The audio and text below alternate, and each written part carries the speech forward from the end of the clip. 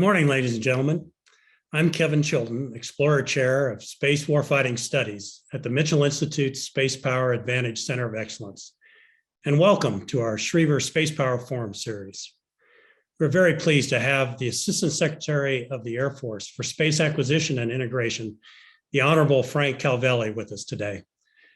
Secretary Calvelli is responsible for all architecture and integration with respect to acquisition of space systems and programs in the armed forces, chairing the Space Acquisition Council and overseeing and directing the space acquisition centers in the Department of the Air Force. He also serves as the Department of the Air Force Service Acquisition Executive for space systems and programs. Secretary Calvelli has more than 34 years of experience in national security space acquisitions, operations, and leadership in the National Reconnaissance Office and the Central Intelligence Agency. He's held a variety of senior positions, including satellite and ground system acquisitions, systems engineering, and mission operations. Prior to joining the Department of the Air Force, Secretary Calvelli served for 8 years as the Principal Deputy Director of the National Reconnaissance Office, where he managed the day-to-day operations of the 3,500 plus person intelligence community agency. Welcome, Mr. Secretary, and thanks for making time to join us today.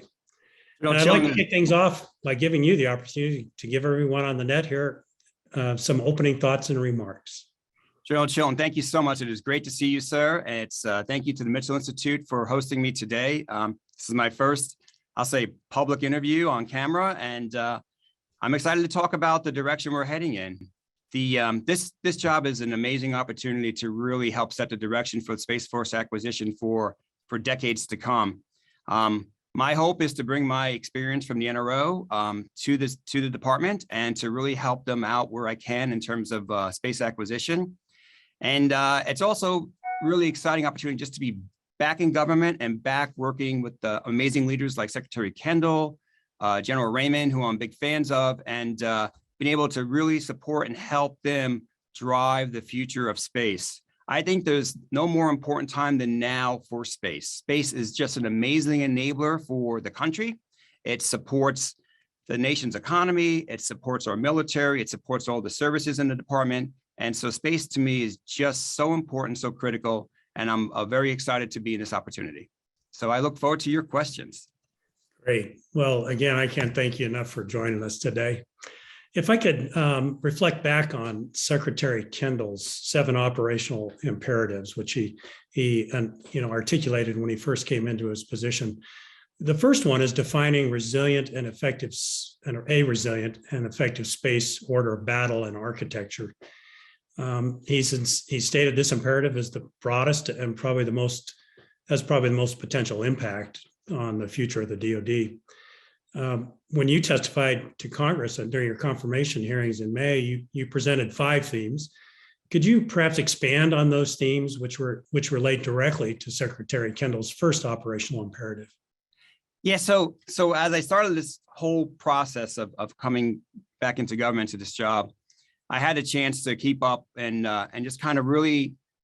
It took a while, so I had time to really kind of learn what was going on in the environment. And so I'll be honest, I read the papers as much as I could. There's some really great writers out there doing some really good articles about space acquisition. I read reports from the Mitchell Institute. I watched many videos that were on the Space Power Forum. I read CSIS documents. I read GAO reports, lots of GAO reports on space acquisition. I mean, here's a stack from just the past few years. And with all those things in mind and watching General Raymond speak at hearings, Secretary Kendall speak at hearings, in my NRO experience, I devised 5 priorities that I wanted to come into this administration with. And I highlighted some of them at my actual hearing back in February, and then I updated them a little bit, and I highlighted them back in May at my first hearing. But there's really 5 things I want to drive here. First is speed, right? And we've all said that. It's in every article out there. But speed in our acquisitions. And why is that important? Because I will tell you, these operational imperatives are critical. These are the department's imperatives. It's going to allow us to modernize our service and allow us to stay technologically ahead of our adversaries. And if necessary, it's going to allow us to deter, defend, or defeat any adversary. And I think it's really critical at this point in time that we take those operational imperatives and we execute them. So speed is this, one thing for space is speed. There's a real sense of urgency to get new capabilities into the hands of the warfighter faster and to maintain our technological advantage. The second priority I have is very consistent with all of the OIs, which is to make our architecture more resilient. And that's going to be key because our nation does depend on space, both in peace as well as times of crisis and conflict. So it's really important that space is always available to the nation, no matter what the environment is.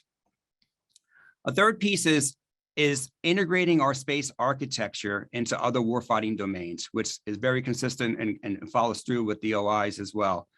I think space is such an important enabler, and I think our ability to integrate space with land, air, and sea gives our warfighters an advantage, and I look forward to seeing how I can help make sure that happens.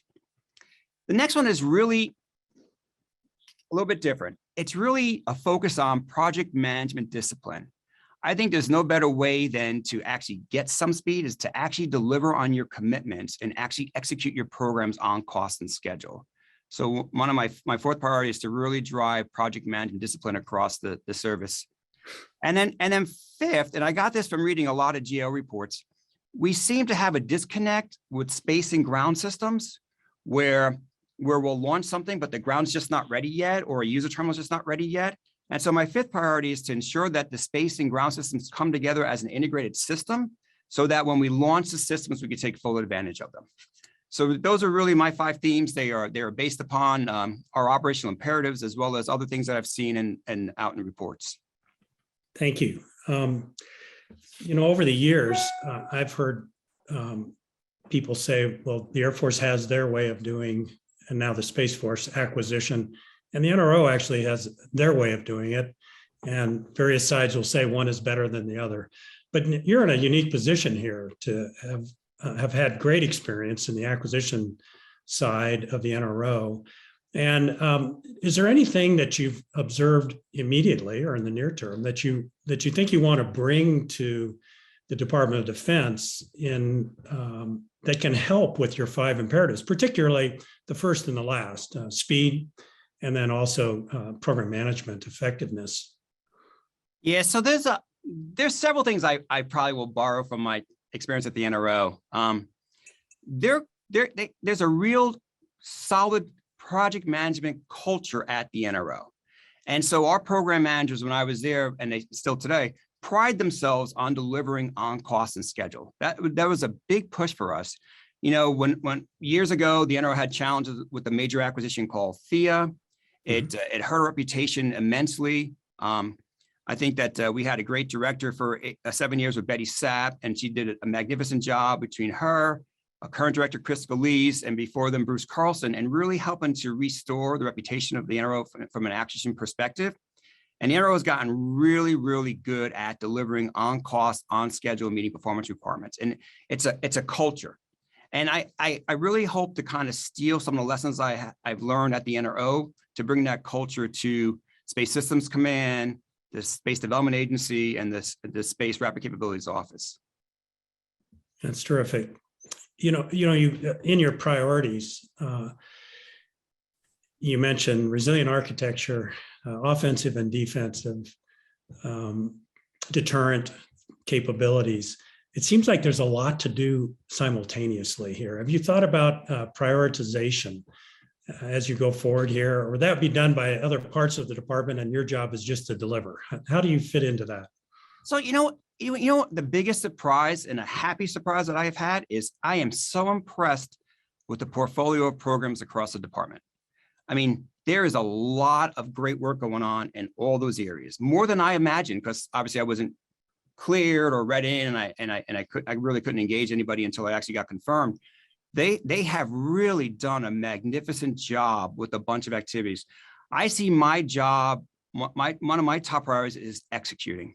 I need to deliver on the things that got started over the last couple of years. And I think it's going to make our Space Force and our Department of the Air Force a much stronger organization in terms of capabilities for the warfighter. And so executing to plan is really one of my top priorities because I am just so happy with the portfolio that I've inherited.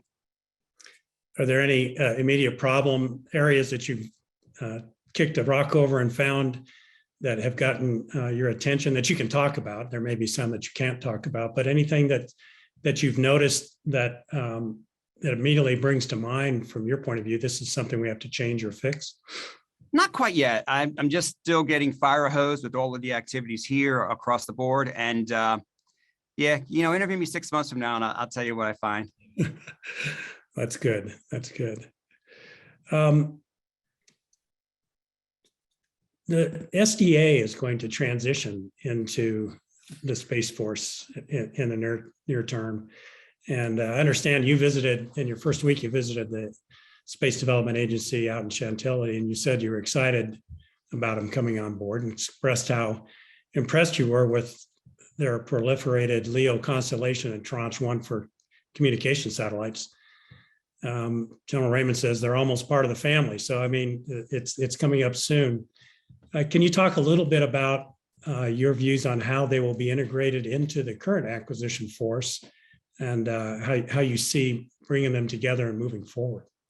Yeah, so first, I do love their architecture. I love proliferated LEO. I think it's a great match and balance for some of the more traditional larger systems that have been built over the decades that are important systems as well. But that additional proliferation is going to add a layer of resiliency that we really, really need. And so I love that piece of it. I love the fact that they're building smaller satellites.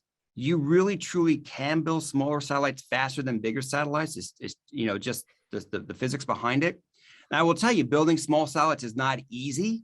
What I found from my experience at NRO is that it's just as complicated to build a small one as a big one, but you can go faster. But you tend to want to have some of your best program managers working the smaller stuff like the SDA folks have doing on there. So they're doing really great work. And I also like their ground architecture because it's separate from the main Space Force architecture out of Colorado Springs. And to me, that adds another level of resiliency. So I get resiliency added by their architecture through proliferated satellites. We get speed to market over on these 2-year tranches. We get tech refresh a lot faster. And we also get a unique ground system that allow more resiliency.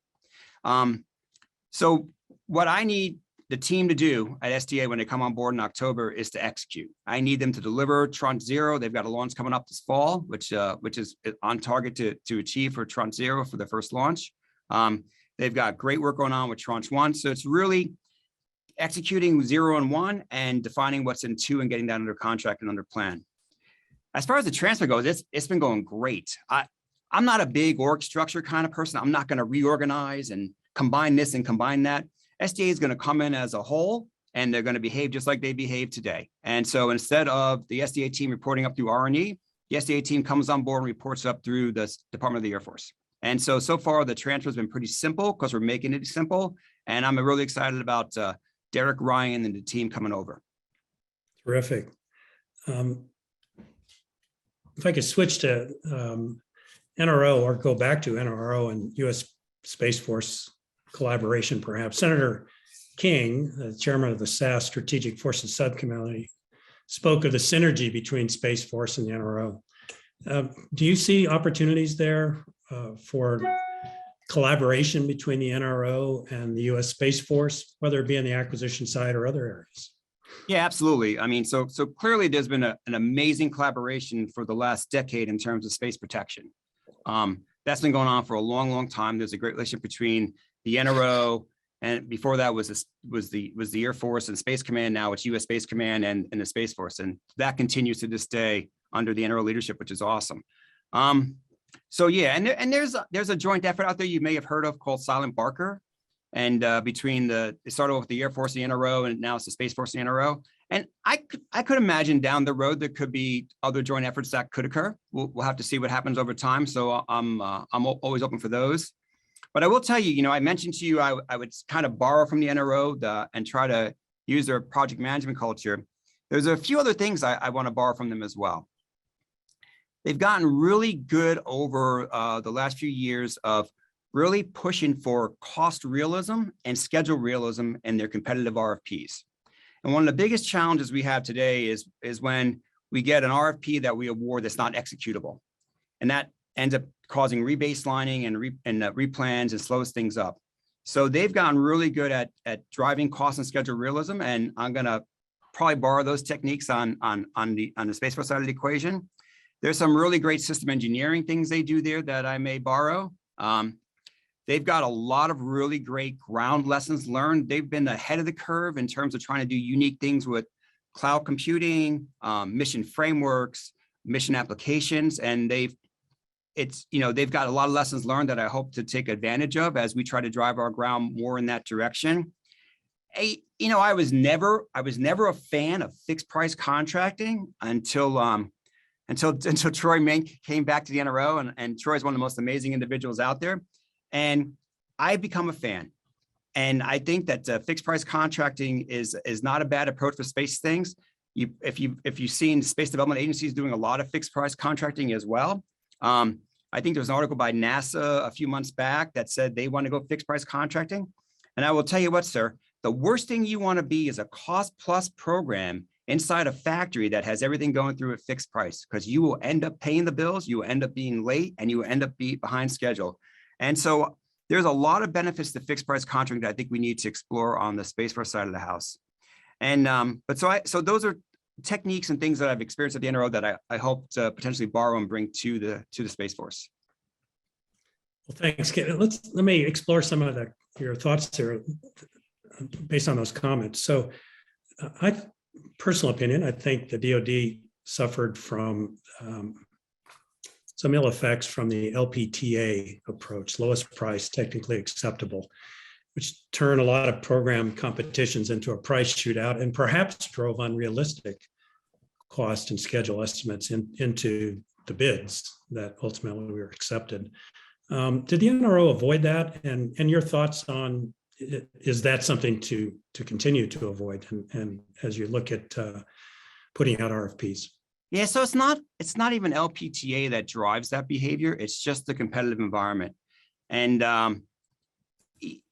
we were unable to avoid, I'll say, low bids, right? Or unrealistic schedules, unachievable cost. And what that does to you is you end up spending the first year of the program setting an integrated baseline review, your IBR, to set your baseline. And then you realize when you get there, there's no way in hell I'm going to meet this. So you're instantly in an ECP and a replan, right?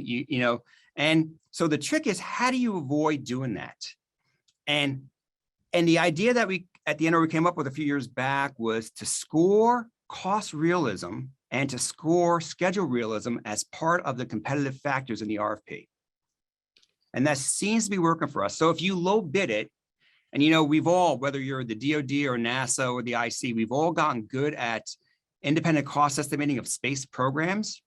And so you bring your independent cost folks on your cost team with you.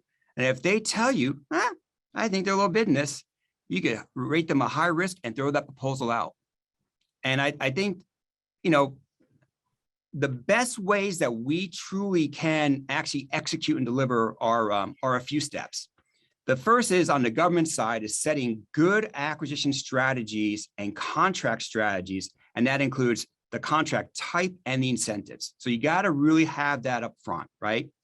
Then you need industry to submit bids that are realistic cost, realistic schedule that they actually execute, so that you set a good baseline, right? We all, like I said, the biggest mistake we all make across the board, across government, is setting a bad baseline and having to fix it. Third, you have to properly resource the program across the FIDIP, right? You got to make sure the program manager has what he or she needs. They have a little bit of margin. You're not too far off of the independent cost estimates. You use the ICEs where you can. But it's really important that you properly resource the program. Fifth, I would say, is our government PMs need to proactively manage the baseline. They need to be proactively managing cost, schedule, and performance.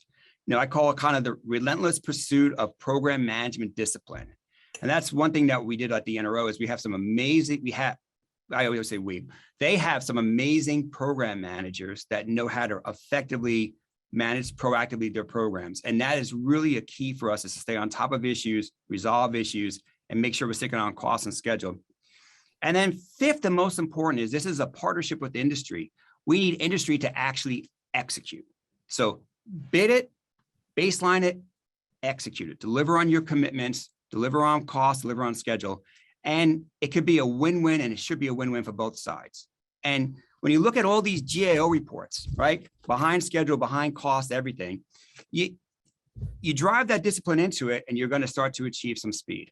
And you know, so I think it's really, really critical to drive that discipline across the board. You know, let me ask you about tenure of your program managers when you're at the NRO. To get that expertise and maintain it. I don't know the answer to this question. Where your program managers long tenured, and then contrast that to the Air Force, which with its up out promotion system seems to, in many cases, flow program managers through on 2 or 3 year intervals, which can affect continuity of the program. Your thoughts on that? So there's, you know, the NRO has a third of its workforce was military, and they came through and they were amazing program managers. But you know, we also had a civilian workforce as well, and they tend to be tenured a lot longer, obviously because of civilians. I think the key that I have seen both at the program level and at the senior level is to put the right people in the right jobs. I mean, you have to have skills in space acquisition to be in charge or lead space acquisition, right? There's a culture out there in government that any leader can do any job. No, they can't. You actually have to have skills to do a job. If you put someone in a job that doesn't have space acquisition experience, they are not going to be successful. You need people who actually have experience, whether that comes from the military or comes from a civilian. The right thing and why programs succeed is by putting the right program managers and the right leadership in the jobs. I will tell you that, you know, I found at the NRO, when we had the right people in charge, there was nothing we couldn't do. And when we had people who were good people, but didn't have the background or the skills, no matter how hard they tried, they just didn't have the experience to do it. Space is hard. It's people with experience and skills that'll get you to be successful. Great. Can I go back to your contracting comments about firm fixed price versus Absolutely. cost plus? I'm assuming you're not ruling out cost plus as an option when it comes to a high risk new development technology type program. Correct. Absolutely. But you know, you think about, right, we want to go fast, which means if we're smart, we use existing technology where we can, and take a page out of SDA's playbook, which is use kind of what you can get and go off and build on 2 year centers. What's hard about the 5 to 7 year kind of development cycles is the tech refresh, right? You get these things up there and they last a long time, which is awesome. But you know, the technologies changes so quickly on the ground. If you do more smaller systems with shorter design lives as well, because launch has become so much more affordable, which is great for the nation, then you can take more advantage of technology faster. And so when you start using existing technology capabilities and you want to go fast, fixed price helps in that as opposed to cost plus. Okay. And one more question on firm fixed price, and I'm sure companies at all levels, whether they're in space otherwise, are thinking about, and that is the inflation we're seeing today and the supply chain issues we're seeing, which creates uncertainty in their ability to deliver on the firm fixed price type of contract. Do you envision having some kind of safety net or parachutes in there so that companies can continue to execute in what is probably an uncertain future here for the near term? Sure, I think that's very reasonable. I mean, there's always things like reasonable equitable adjustments, REAs. But at the same time, though, given that we know what the environment is now, I would imagine that anybody who's bidding on a program, that whether it's cost plus or fixed price, would work in the fact that there are issues with supply chain in some cases, and there are issues in terms of inflation. So I would imagine that if you're a smart company and you're not trying to low bid, but do what it takes to do the job, you would bid the resources, whether it's fixed price or cost plus. Okay, very good. Well, thank you for that. I think that's going to be very helpful to our industry partners to hear your thoughts and views on this going forward. And if I could shift gears here a little bit, part of the reason for establishing the Space Force was to bring all the various space things that are going on in the Department of Defense under one centralized authority. And that would be true in the acquisition area as well. but I've been reading that the Army has their own low Earth orbit investment strategy where they plan to acquire and operate their own tactical layer in LEO to provide SATCOM, PNT, and tactical ISR. Should that, am I hearing that right? A, B, if I am, why wouldn't that be under the responsibility of the Space Force to do? Right. So I will tell you, I'm actually very happy with the portfolio that I have, right? I've got the amazing folks at Space Systems Command. I've got the amazing folks at Space Rapid Capabilities Office, and I've got the great folks at Space Development Agency coming in October. So I am more than happy with the portfolio that I have. The Congress gave me this amazing tool called the Space Acquisition Council to use as an integrating function across the department. And so my intentions are for programs like that, if that exists, that to use the SAC as a tool to understand what's going on there and to make sure it's fully integrated in with the department and that we all could take advantage of space from across the board. I'm still learning all the Space Force side of the house programs, and down the road, I'll get to understand a little bit better what the Army's working on. Okay, but if the Army's going to have their own space program and then any other services, that seems to be contrary to the intent of standing up the Space Force. Just in my humble opinion, do you see it as okay to have another service, other services to be? I really haven't. So I haven't really thought much about it. And again, I think the Hill was very, very wise in forming this Space Acquisition Council for that reason of there might be, occasional thing here or there across the department to use that as an integrating function to make sure everyone understands what everybody else is working on and to make sure it's integrated in with the whole architecture. So yeah, it doesn't faze me at all. Okay. If I could shift then to talk a little bit about the commercial industry out there, commercial space industry. There's a mixture of private investment, venture capital, new suppliers, established companies, some unproven companies that have great ideas and models. Given this environment, what steps do you envision taking to leverage the commercial sector?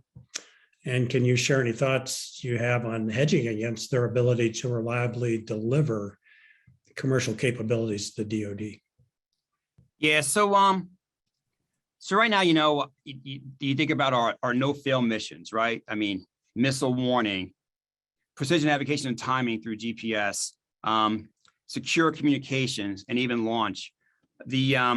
I'm quite happy with what I've learned so far about our activities in those no-fail missions and how they're using sort of a mix of, I'll say, traditional vendors as well as some of the new entrants. And so far, I've seen no issues with making sure that we actually can achieve those missions. And I'm excited about the opportunity to understand better a lot of the different new entrants that are involved across the board in space. I think it's an exciting time for the country, an exciting opportunity for anybody who's involved with the space programs, whether you're in the IC, the DoD, or at NASA, or commercial. And then I think there's an opportunity to take more advantage of commercial than we have maybe in the past. There's some neat things they're doing with design work and engineering work that maybe we could see. Is there anything we can learn from that might add speed to our acquisitions? And I also think that if commercial has a capability and we could take advantage of that, that's all about speed at that point in time, right? That's you're not going to get any faster than taking advantage of what you could just buy off the shelf as opposed to develop. And which makes me think of that, particularly on your last point.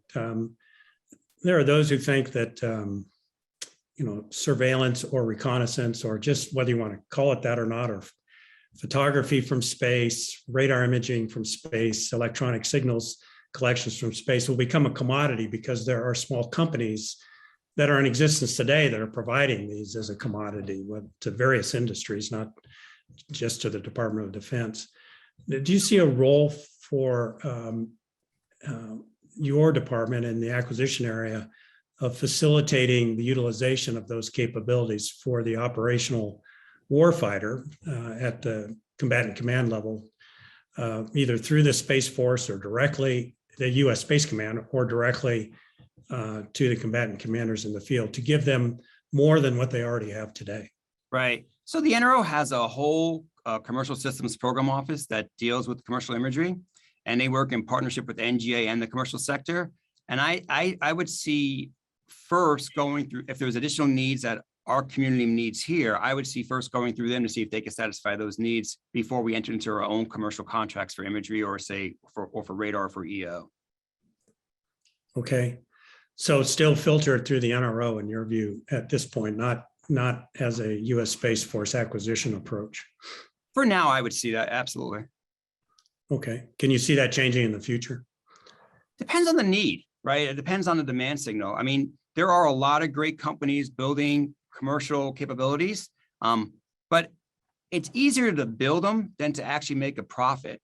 And you know, sir, as well as I do, right? I mean, if you go into business, you're in there to grow, make revenue, and make a profit. And if you can't do those, you're not going to be in business much longer.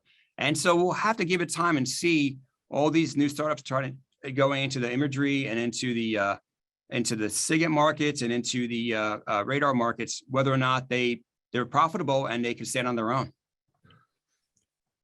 And then kind of on the same theme, you hear over and over again, we have a lot of data that's just laying on the floor. A lot more collection that could be better utilized.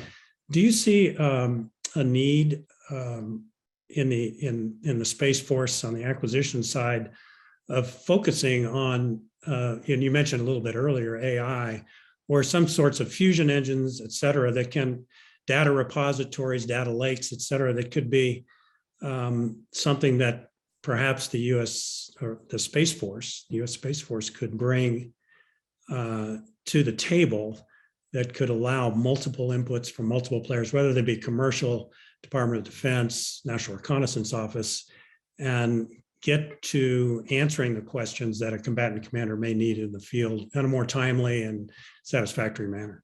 Yeah, absolutely. You know, artificial intelligence, machine learning are ideal applications to gather large amounts of data, to go through them without a human in the loop in some cases, to get information faster. I mean, information superiority is going to add speed to the Department of Defense in general. And I know there's a lot of great programs out there. The department has their JAKE, their Joint AI Center. There was a great project that the USDI started a few years back called MAVEN. And so there's a lot of activities across the department. I see sort of the whole fusion, machine learning, AI thing as more of a department issue that we would play a role in, rather than seeing it as the Space Force taking any kind of lead in that. But you're right. I mean, information superiority is going to really drive speed. Those who can actually take all this data that is sensed and do something with it quicker are the ones who are going to win the battle. And so it's going to be important for the U.S. and important for the department to really be involved like they are today with the JAKE. Very good. Well, I know I've drifted a little away from your mission statement, which is to get acquisition going fast and doing the right things and professionalizing and increasing the output of the force. So thank you for your thoughts on these other areas as well. I really appreciate it. And I want to give our audience an opportunity to pitch in and ask questions as well. So at this point, I'd like to ask Chris Stone to take over facilitating the Q&A section of our Spacepower Forum today. So Chris? Sure thing, sir. So again, if you have questions, you can either type it in the Q&A or you could raise your hand on the raise hand function, and then we'll go from there. First question is from Michael Merrow, and he says, can you detail how the Space Force has worked to overcome classification barriers for commercial vendors who do not typically work in a classified space? Yeah, that's still a challenge for us. I have not dug into that very well at all at this point in time. It's interesting for me coming from a classified world to see just how much the Space Force does in the unclassified world. So I think there's opportunities for you because a lot of the work is done at the unclassified level, but I have not looked at this issue yet at this point. Okay.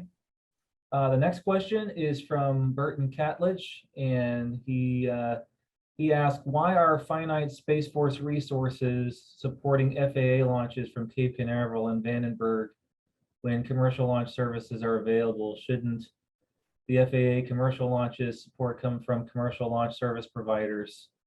There you go. That's it. That's a good question. I don't have an answer for you on that one. I know that I thought there was pretty clear role responsibilities between the department and the FAA, but I'm not familiar with the specific question there. Awesome. Next question is from one of our viewers, is that in the old 5000 series that governed DoD acquisitions, it was a requirement to do a industrial base assessment for either approval of new programs or cancellation of programs to make sure that there wasn't any undue negative impacts on second and third tier supply chains and stuff. And as you mentioned, supply chains earlier, is there any issues that the Acquisition Council is looking at or processes to ensure that that these types of analyses are done when you're working both speed and cost? That's a great question. I know that the folks in ANS, Acquisition Sustainment, are responsible for the 5000 series. They've done some magnificent work in terms of these innovative pathways that folks can take advantage of. As far as the industrial base goes and doing those kind of looks, the SAC, the Space Act Council that I'm running, has not taken a look at that. And I'm not sure we will. I see that more as an ANS function. The role that we've been playing is more as understanding sort of the architecture across the board from a space perspective, making sure everyone knows what everyone is working on and doing and how those architecture could be driven into the future. And so there's a great group of folks out in Colorado under General Raymond called the Space Warfare Analysis Center. They do this amazing force design work. And then we take their results and then figure out sort of what we need to build, what we need to buy, what we need to go forward with that. So that's really kind of been our focus, not so much on industrial base. Chris, if I could follow up on that, but I guess a good follow-on question would be, given your past experience at the NRO, and do you have any industrial base concerns today, broadly, in the space sector? I think it's absolutely a fantastic time to be in the space business because there's just so many new companies cropping up to do things. And, you know, given what's been happening with launch over the past decade and the price coming down so much and launch becoming routine thanks to amazing companies like SpaceX, it's opened up a whole new world. Because in the old days, as you know, sir, you know, we'd build these battle stars that had 5-10-year design lives, and we had to rad hard every component and have all this redundancy, and we had to buy all this custom space hardware to go do that.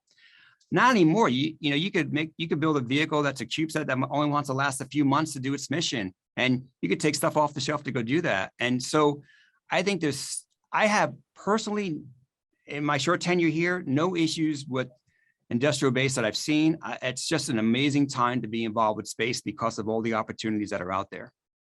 Thank you. Thank you. Back to you, Chris. Great.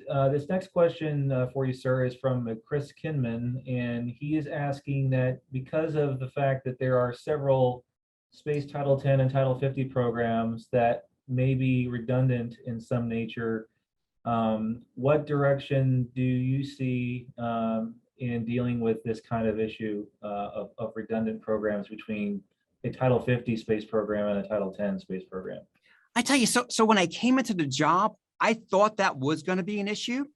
And I've been able to get really good overviews, fire hose, but overviews from all the organizations on my side of the fence doing space. And I understand what the other side of the fence is doing in space. I have seen no duplication. And I'll tell you, we can't afford duplication as a nation. We need to be doing programs to get things out there. But I have not run into anything that said, oh my goodness, why are they doing that when so-and-so is doing that already? I haven't seen it. Awesome. The next question is from Jack Clark, and he says that he wants to know if you can expand, because of the acquisition role for SAF-SQ is pretty clear, if you could expand on your architecture and integration roles in relation to other organizations in the department and the IC. Yeah, so I mentioned we have this great analysis center called the SWAC. So they do all the force design work. And then we team with them on that, and we try to figure out when they're done with that, sort of what is the best way to go acquire the thing that we need. So a great analogy, a great example of that is before I got on board, they did a really outstanding missile warning, missile tracking look. And they came up with some architectural concepts from that. And then the SAC, the Space Act Council, took that and allocated those requirements and components of acquisition to a couple different organizations to go do that within our responsibility. And so so I see that continuing into the future, and I see the SAC more as an acquisition concept strategy kind of group and an integration group to make sure it all comes together. So now that, let's assume we're off doing missile warning, missile tracking. Let's assume that organization A is doing a piece of it, organization B is doing a piece of it. We may use the SAC or other elements that are out there, like the PIC, the Program Integration Council, to actually make sure it all comes together now as a system. And I mentioned earlier the key of making sure that ground shows up when space shows up, so that you actually, when you launch it, you could actually use it. I see taking advantage of the Space Acquisition Council to kind of make sure all those things tie together. Great.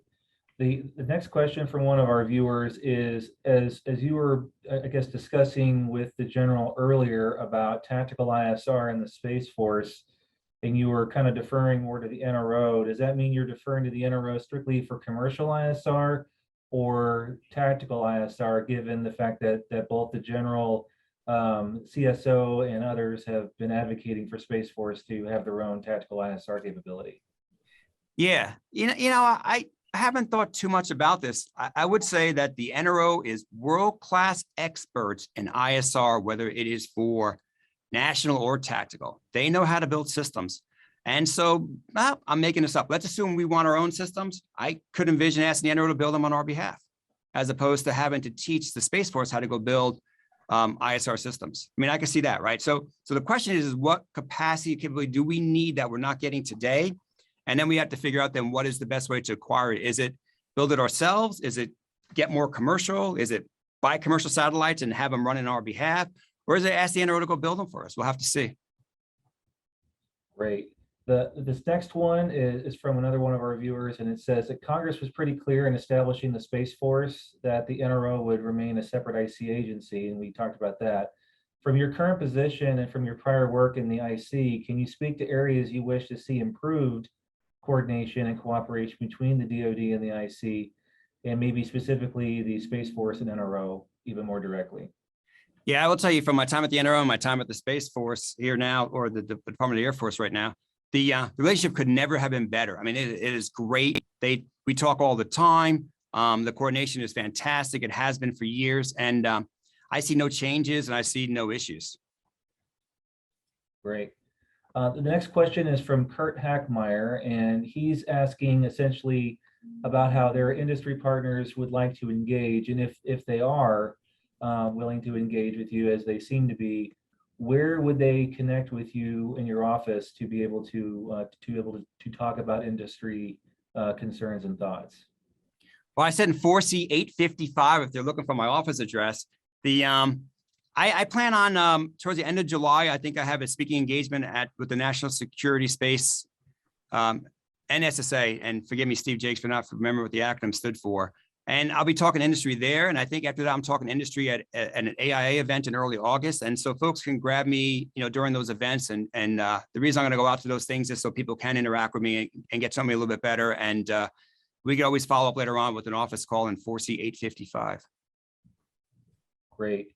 This next one is from Chad Millett, and it's asking, with regards to increasing the professionalism of the space acquisition workforce, what is your top priority or requirement? I am still assessing that. Again, I mentioned the program management discipline, and I think that I've got some amazing people working for us now.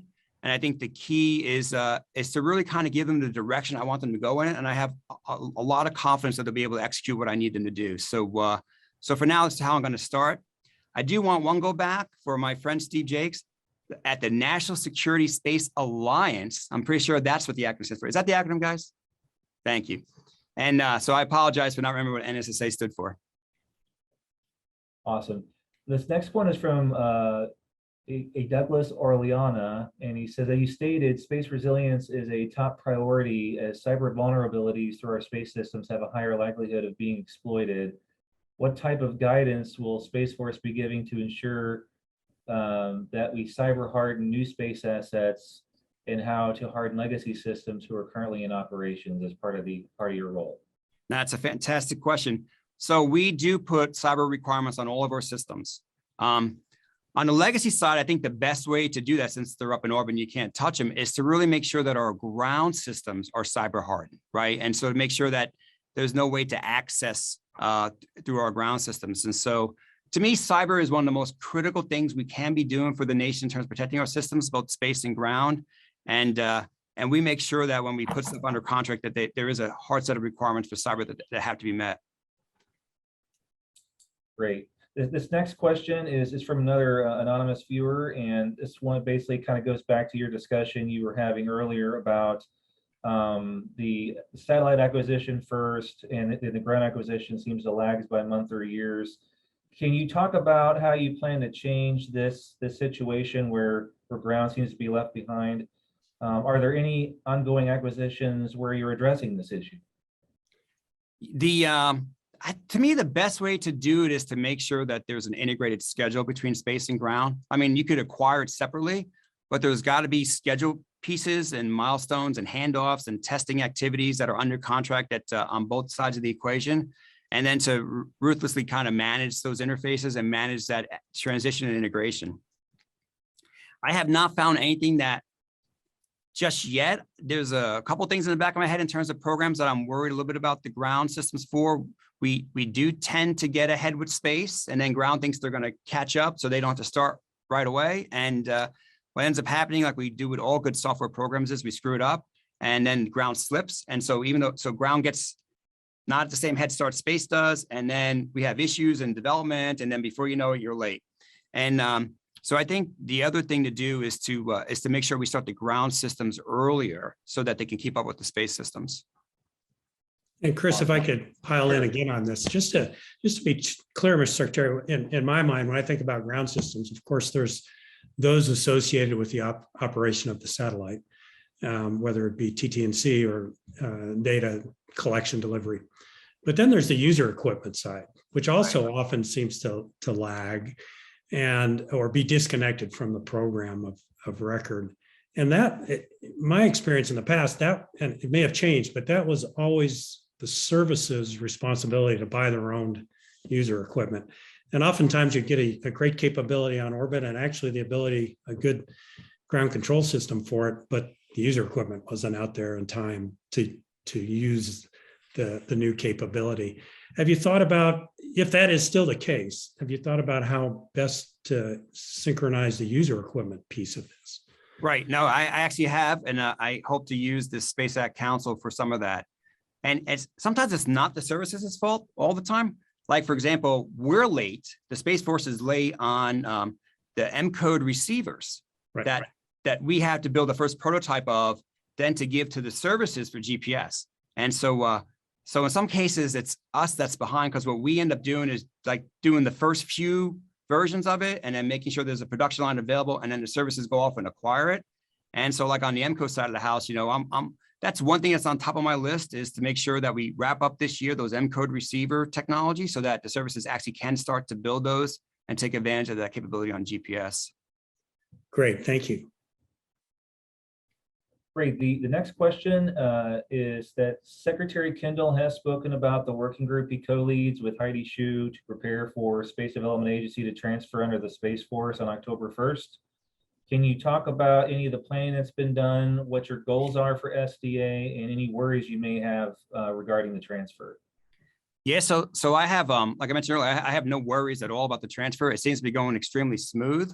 I think there's an update we have in the next few weeks from now that I saw on the calendar. SDA is going to come in as a whole. It's not going to change. There's no restructuring, no change is going to occur. And it's really just a reporting chain difference. Instead of coming up through R&E, they'll report up through the department. What I mentioned earlier, what I need SDA to do is I need them to execute. They have great vision. They have done an amazing job getting stuff under contract. They are working their plan, and they're hitting schedule. I mean, I love their discipline. They are hitting their schedule marks, which is fantastic. I just need them to continue doing the great work that they're currently doing. Awesome. This question is from Samuel Goldfarb, and he's asking what human processes across the IC Space Force DoD can be refined or improved to increase the speed of not just creating new capabilities via acquisitions, but also supporting our warfighters with information or intelligence in conflict or crisis. Yeah, that's a great question. I'm looking forward to actually visiting some of the users in the next few weeks. I have not done that quite yet. What I've heard anecdotally is that, we all deliver systems and they all have a different user interface. And I've got to imagine on the warfighter, it's tough to have to learn 8 million different interfaces for capabilities that are being delivered. And so one thought that I know is out there is how do we sort of have a common user interface standard so that there's the same look and feel for new capabilities that are delivered so that folks can not have to learn each system uniquely every time. But I'm interested in learning more about that as I go visit some of the user community in the next few weeks. Awesome. The next question up is from Chris Calvelli, and probably messed that name up, sorry. The digital engineering term is all the buzz these days. What is your vision plan for incorporating digital engineering solutions into programs? Well, yeah, there's no plan. We're actually doing it. I mean, General Raymond set that tone a couple of years back, and for the Space Force to be the first digital service, it's fantastic. I mean, one of the reasons why I wanted to come into the Space Force and come back was because I really believe in that. I think digital engineering will give us a significant advantage into the future in terms of speed. The folks at the SWAC are already taking advantage of that, and industry starting to come up to speed as well. And so I'm all in. Awesome. This next question kind of goes back to the discussion you and the general had regarding consolidation and having the Army and Navy with different programs as being major users. The question is, how will you coordinate with the Army and Navy, the major users of many of your systems like SATCOM and positioning, navigation, and timing to make sure that their user segments are coordinated with your space systems? Right. Now, it's a great question. And again, my plan is to use the Space Acquisition Council as an integrating function at the architecture level in terms of the user systems, the ground systems, and our space systems. Great. The next question is from Joe Franchino, and he's asking about you talk about bringing in SDA unchanged. Do you see SDA's approach to acquisitions influencing space systems command timelines and acquisition strategies, or something else? Hello, Joe Franchino. It's a great question. Thank you, and I hope you're doing well. I think it will influence it, right? Because they're doing smaller systems. They're showing they can do them at speed. They're showing that they're able to take more risk in terms of speed, and they're doing fixed price contracting. So I think it's going to have a big influence on a lot of things that we do. And so I see it already influencing things. Great. This next question is kind of going back to your conversation about the SWAC and the Space Acquisition Council. How does the Space Acquisition Council, if you could give more detail, how do they engage with the SWAC? Is the SWAC leading sort of the direction that the Acquisition Council takes, or is it the other way around? So I set the agenda for the council. So as a good example, yesterday we had the SWAC come in and brief us on one of their upcoming studies that they're working on and its current status of that. So we set the agenda. I've only done 2 of them so far, and we were just planning out for future ones, more of an integration kind of role to make sure that we are making sure things do come together architecturally across the services. So yeah, so right now the agenda is set by me, and the focus has been is going to change into more of the integration role. Great. This next question is sort of back to the industrial base related issues and acquisitions. As you mentioned, ANS has the lead for such things as industrial policy or the Defense Production Act that has been used in a lot of pieces or sub-tier supply chain issues regarding some major space programs in the past. And of course, the president's been leveraging that for other reasons. Is there any issues with the sub-tier supply chain that you see potentially impacting the future programs? And do you see any partnerships using the DPA Title III in answering those? I really have not dug into any of that at this point in time, so I really don't have any comment or answer for that one. Great. And Chris, I think we're getting close to the end here. Maybe one more question, and then I have a question, and then I want to save a little time for the Secretary to give his wrap up on any thoughts that you wanted to reemphasize and we may have missed on. Sure. The last question here is from Jeffrey Trauberman, and it's, have you had any chance to give thoughts on any acquisition approaches, any new acquisition approaches that you might bring to the space launch mission? No, not at this point in time. I know the team is off looking at what happens beyond NSSL phase 2. And at this point in time, I haven't had a chance to really look at that. Thanks, Chris. And actually, Jeff stole my question. So, I'm going to go down that same path. And, Mr. Secretary, you're so kind to have joined us today. You've only been in the chair 6 weeks. And I'm going to take you up on that offer to come back in 6 months, because I think it'll be an enriching conversation to see after you've done your assessment and you've had a chance to run that council for a while, these forums, the authorities you've been given, to see how it's working. Right. And it'll be great to have you come back. So thanks for offering to do that. And I'd like to give you a few minutes here just for any closing thoughts or remarks you'd like to make.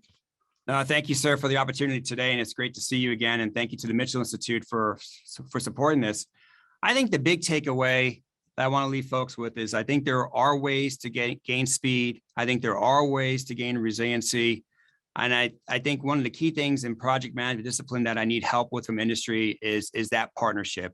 I really need industry to help us by giving us realistic proposals when we compete things, by delivering to your plans. I mean, execute your contracts. There's no better way to help support the nation by then delivering on cost, on schedule, and meeting your requirements. I mean, that is what's going to get stuff into our activities faster. That's what's going to get capabilities into our warfighters' hands faster. So I really need your help in ensuring that we could execute on plan, and that the Space Force and that the department can be successful. And there really, truly is a sense of urgency out there. I mean, we have threats against our systems. We have threats from near-peer adversaries. We need speed. We need execution. We have got to really be able to protect our nation, deter if we need to, defend if we need to, and defeat if we have to. And so it's really important. The operational imperatives that the department has laid out are critical. What we do for space to support those imperatives is really, really critical. And we all need to work together. And it's really all about making sure we can deliver our programs on time. Terrific. Well, ladies and gentlemen, we've come to the end of our Spacepower Forum. Again, a big thanks to Secretary Calvelli for taking the time to join us today.